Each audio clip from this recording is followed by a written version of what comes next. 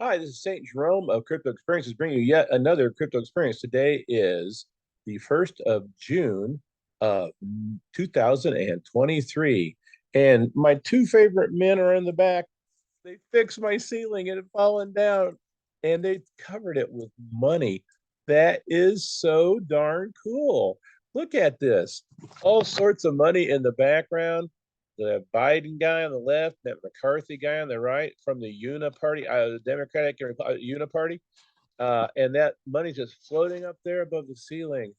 What could possibly go wrong with putting more and more zeros? I mean, after all, Weimar Germany had its Reichsmark, and they were $100 trillion notes. We just print one note. Shoot, how many years would that take care of?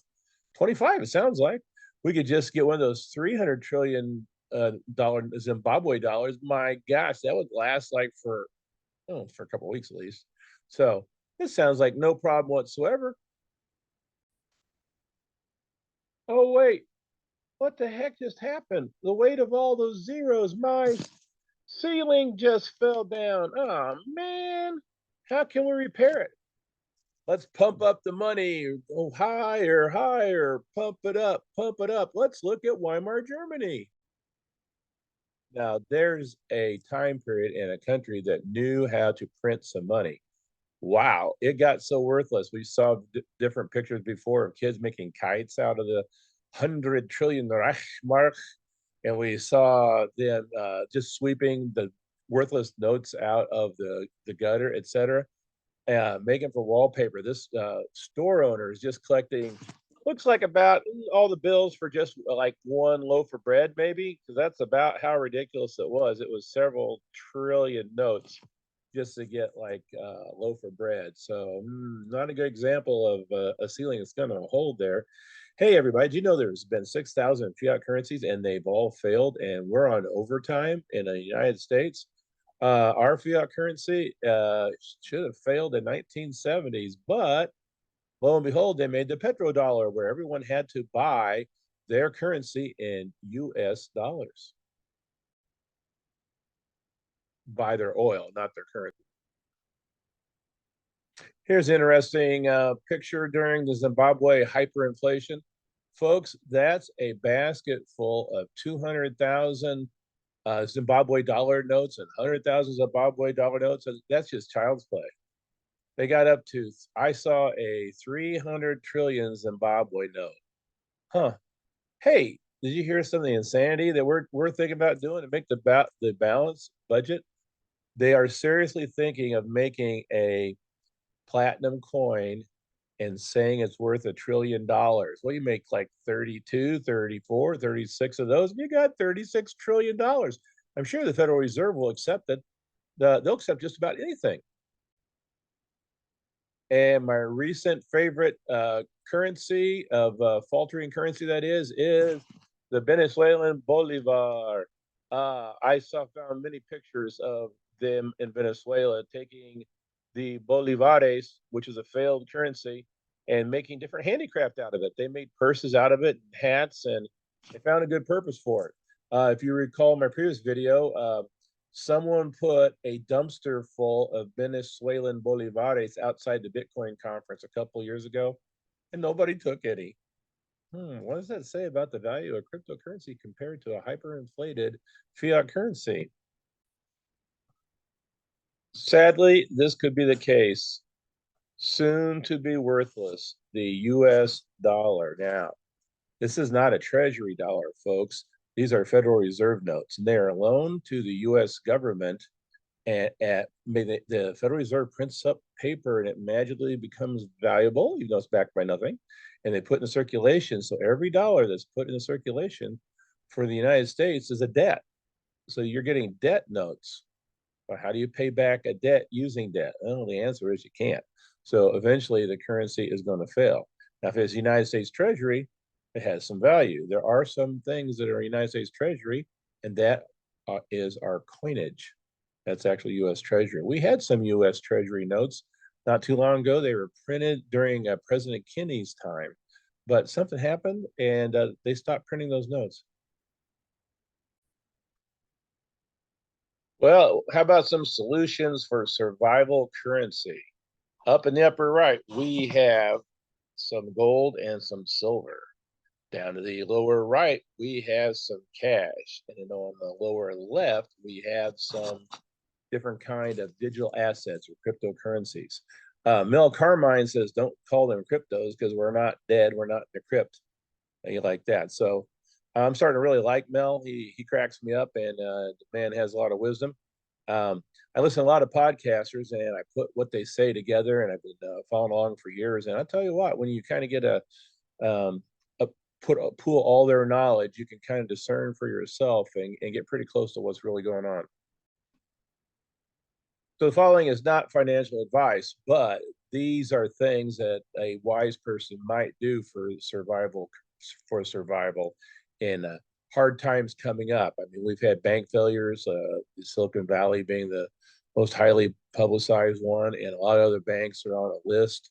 One of the banks I have my home loan in is on the list. Darn it, it's like only got about 3% um, of the currency available at any one time. So that's what banks do. They can loan out. You give them $100, they can loan out 1,000 on your $100. And during COVID times, they made it so they didn't have to hold any currency at all. They could hold zero. Going to the bank and asking for $5,000 anymore sends them into a panic. Now, that's a lot of money for me, and I'm sure it is for you too. But it shouldn't send a bank that's holding millions of dollars in panic over $5,000, should it? Well, I think if we do have a bank holiday and start a financial crash, that this stuff is going to be important for the first part of that. So most people are not into gold and silver, and most people are not into digital assets either. So, but they will recognize cash. Now, you and I, little secret, wink, wink. It's not worth much, really. It's a piece of paper. Now, some of the metal has some value. Here's a little secret.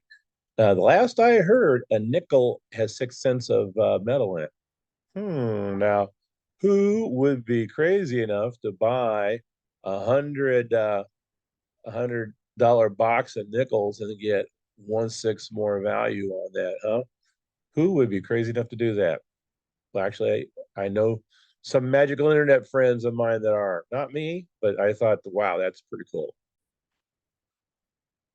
So, not financial advice, but one might want some cash.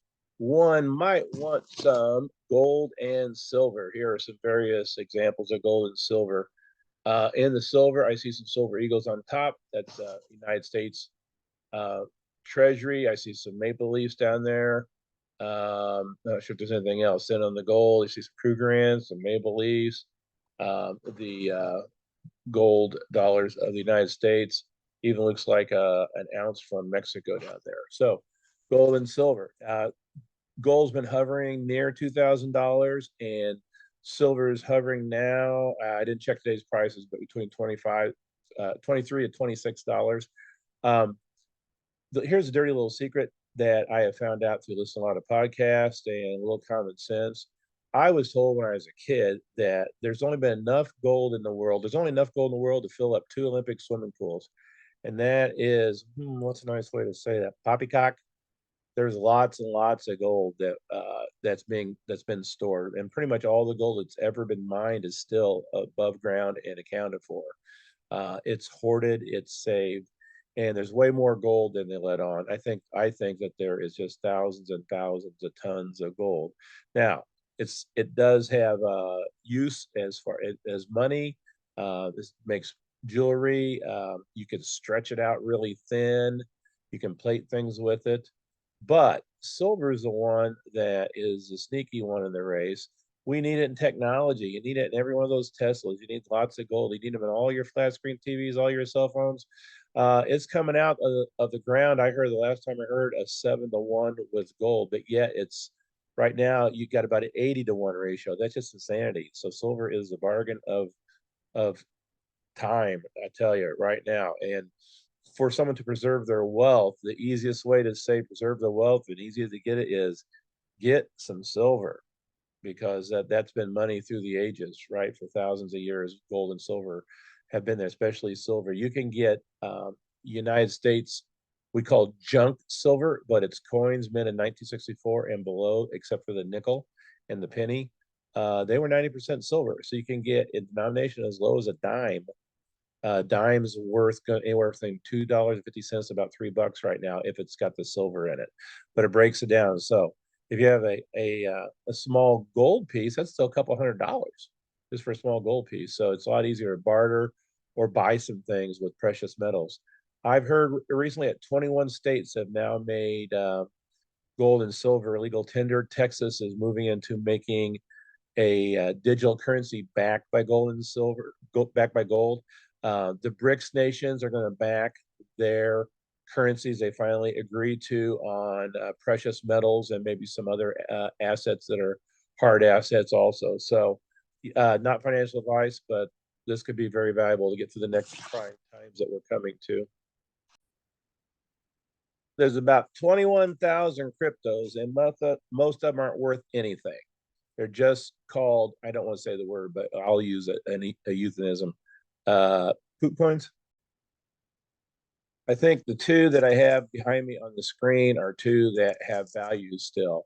The one on the right is Bitcoin, the granddaddy of them all, and it has a great store of value, and it's about 26,000 to 28,000 per Bitcoin right now. Now there's only going to be 21 million of them ever made. And one thing is they've been playing around with lately is things called like inscriptions and ordinals.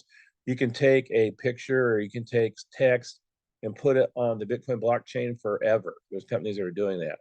So, I tried to move just a little Bitcoin. I was playing around with the Olive app, and shoot, I think they wanted to take about half of what I had. I got about $20, and I think they want to take all that for the fee pretty much. So fees and Bitcoin are just getting ridiculous the last week or two. Now, I've heard someone say, I think it's Michael Saylor said, well, if you got $100 million, $1 million for your fees, not a bad deal.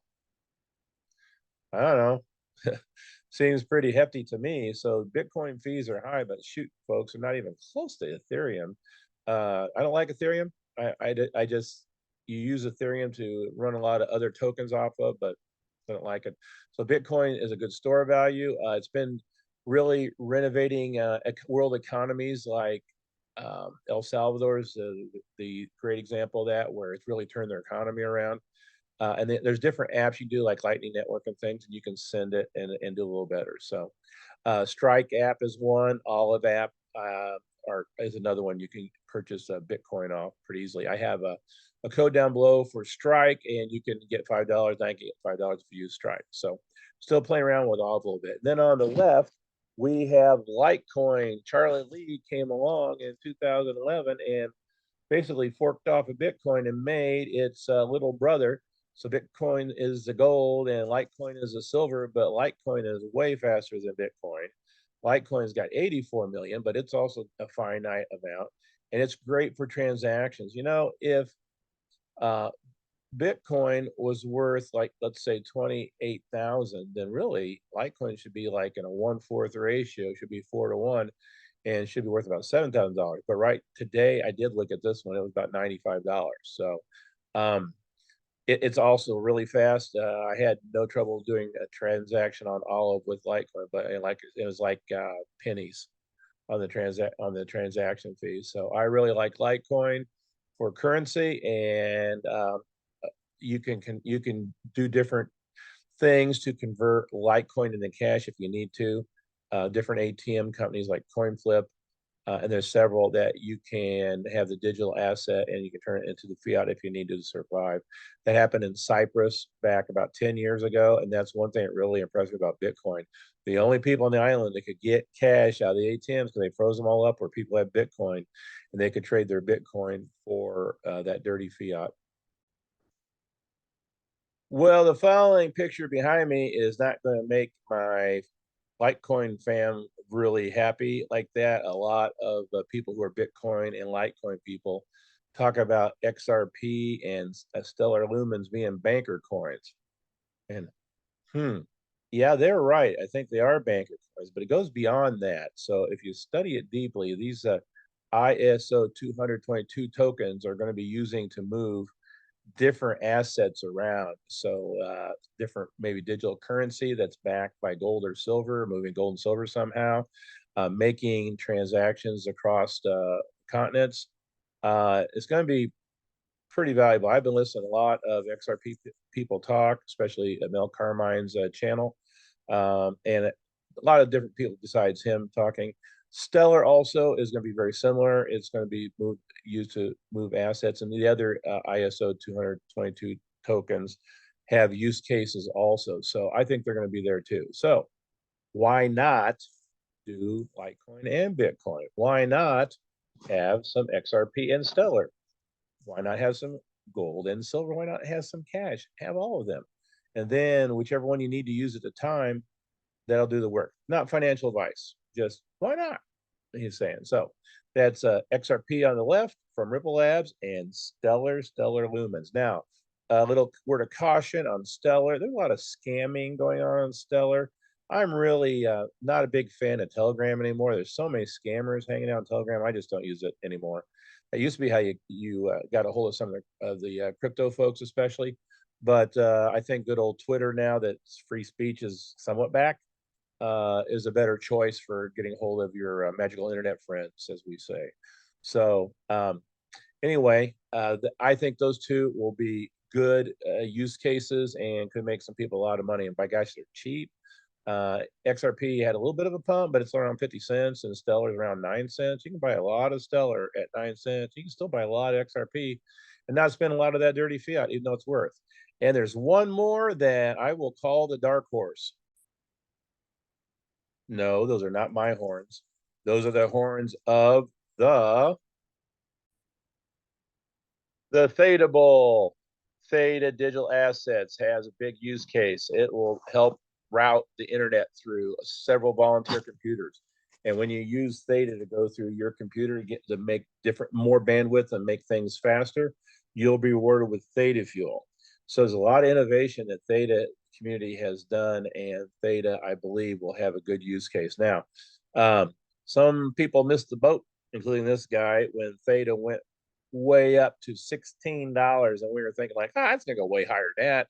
No, it's down to about 86 cents right now. But when you could first get into it, is like about 4 cents.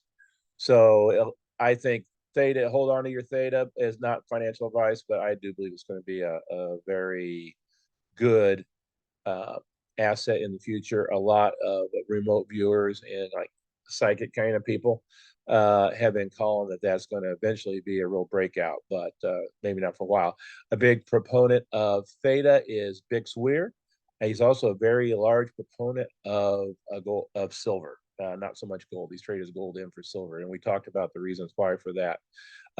Joe Snips is also a big proponent of Theta too, and he made a pretty good amount of money. He sold his Theta at a good price and was able to scoop it up at a low price, so he doubled his bag, so to speak. Well, don't let that money ceiling slow you down, folks. Buck up, get ready, and it's going to be a wild ride, I believe. I think this summer is going to be interesting. I heard a lot of things in June, and it's June 1st already, so maybe starting to smooth out September, October, but I think we have a bumpy ride ahead. But that's just my opinion and not financial advice. By the way, there's an important event coming up soon.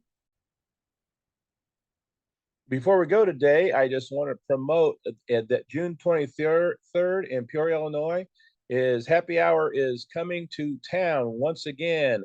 Litecoin Lisa on the left and Clint Westwood will be having Happy Hour at the Peoria Pizza Works once again. I've been to about 3 or 4 events there. It's a great place to have it.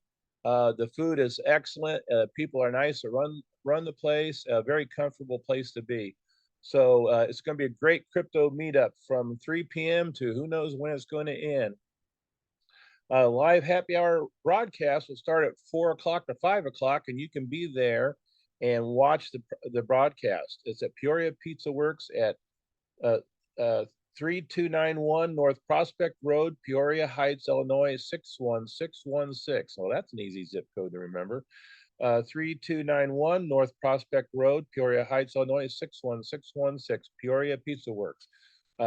We hope to see you there. It should be lots of fun, and it has been every time so far. you want to find out more details, go to clintwestwood.net. Speaking of Mel Carmine, who's speaking about Mel Carmine? Well, before I was, he has a broker that you can get XRP from. But you know what? I've got a broker you can get XRP from, and the name is Caleb and Brown, and they are out of Australia, and they are the premier crypto digital asset brokers in the world. So I've got a code down below, and if you use that code, you can get some digital assets. It's easier when you go about $2,000 or looking for that range. So that's for a little bit bigger investor. And you'll get a permanent 3.5% discount if you use my code down below, affiliate code. And that is really good for making any transactions in the digital asset world. Also, Strike app is good, we mentioned before. And I've been using Olive, and I like Olive. Have kind of hefty fees on Bitcoin, but pretty good fees on Litecoin. You get some smaller amounts of Litecoin there. With Strike, you can only get small amounts of Bitcoin. And then the old trick is if you buy like Litecoin or Bitcoin, you can move it into an Exodus wallet, and you can exchange that for different cryptos, even XRP.